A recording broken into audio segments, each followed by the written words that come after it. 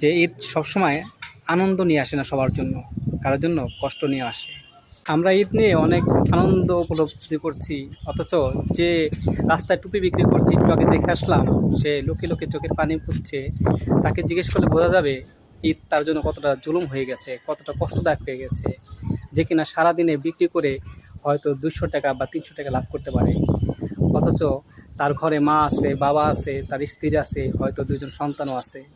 এখন সেই বুঝতে পারবে যে ঈদ আসলে তার কতটা আনন্দ লাগে, না কতটা চাপে থাকে, কষ্ট লাগে। তো লোকটার ওই চোখের পানি মোছা দেখে আমি আবেগটা ধরে রাখতে পারিনি। আমি ভিডিও করব সে সাহসও পাইনি। খুবই কষ্ট লাগলো। ওনার চোখে মুখে যে কষ্ট, আবেগ, সেটা যে ভয়ানকভাবে ফুটে উঠেছে আমি পুরোপুরি উপলব্ধি করতে পারছি। বাট আমারও সেই ক্ষমতা নাই যে তাকে হেল্প করব। হয়তো আল্লাহ চাইলে কোনো দিন করতে পারি, আমাদের সেই তৌফিক যদি দেয়। তার সেই কষ্টটুকু দেখে মনে হইলো যে একটু ভিডিও করি, আপনাদের কাছে শেয়ার করি।